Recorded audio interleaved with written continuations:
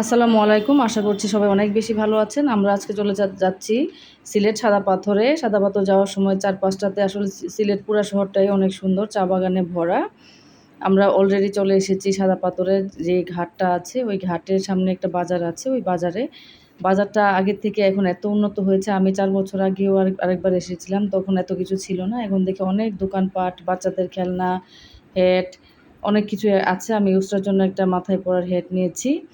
আমাদের কেনাকাটা শেষ প্রায়। আমরা এখন ঘাটে চলে যাচ্ছি নৌকায় ওঠার জন্য। আমার হাসব্যান্ড চলে গেছে টিকিট কাটার জন্য।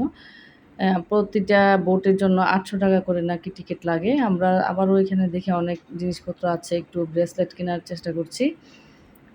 অনেক কম দামে ব্রেসলেটগুলো পাওয়া যায় এখানে, ২০ টাকা করে। আমি একটা ব্রেসলেট নিয়েছি। মোটামুটি ভালো জিনিসপত্র, অনেকটা কক্সবাজারের মতো। আমাদের বোট এখন ছেড়ে দিবে, আমরা বোটে উঠে যাচ্ছি।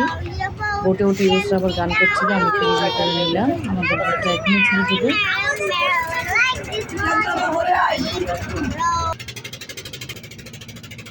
বোটে আসলে এত শব্দ, কথা বোঝা যায় না।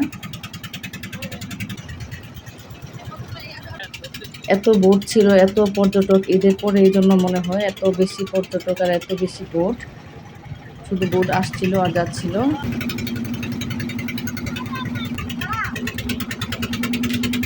এখনো বর্ষা শুরু হয় না, এই জন্য নদীটাতে পানি কম ছিল। তারপরেও মোটামুটি ভালোই পানি ছিল, একদম স্বচ্ছ পানি, ঠান্ডা, ভালোই লাগছিল।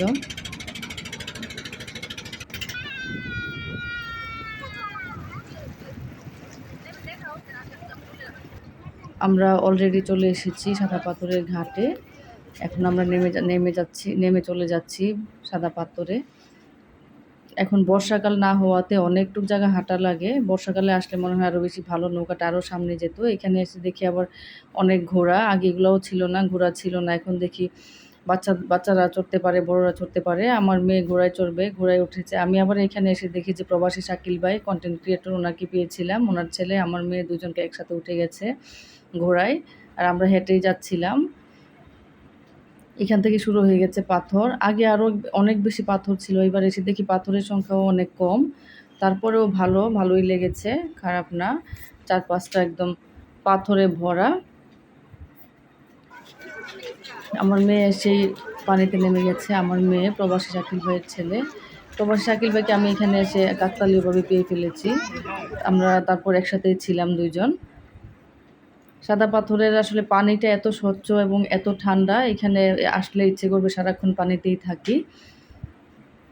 একদম দেখলে, এখন সাদা পাথরটাকে দেখলে মনে হয় যে একদম কক্সবাজার সি বিচের মতো।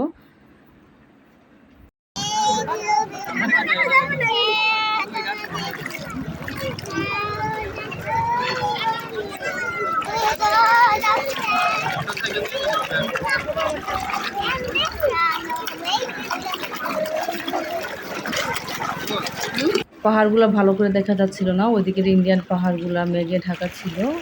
ওয়েদারটা একটু মেঘলা ছিল, রোদ ছিল না বেশি। ভালোই আরাম লেগেছে আমাদের, কষ্ট হয় নাই বেশি। এত পর্যটকের ভিড় ছিল আজকে ঈদের পরে, এই জন্য মনে হয় পর্যটকে একদম ভরপুর ছিল। আমরা হাঁটতে হাঁটতে একদম সাদা পাথরের শেষ সীমানায় চলে এসেছি। এই দিকটাতে বাংলাদেশ আর এর পিছনটাতে হলো ইন্ডিয়ার বর্ডার না, ইন্ডিয়ান এলাকা। পাহাড়গুলো সবগুলোই ইন্ডিয়ান। আর এইদিকে অনেক আচার, তরমুজ বিক্রি করছিল, বাচ্চাদের খেলনা। আমরা অলরেডি, আমাদের ঘোরা শেষ, আমরা এখন চলে যাব। বাচ্চারা একটু কেনাকাটা করেছে। আমরা আবারও ঘাটে চলে এসেছি পার হয়ে।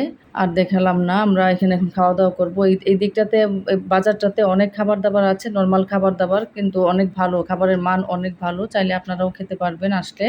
খাবারগুলো খেতে অনেক ভালো ছিল। সবাই ভালো থাকবেন। আসসালামু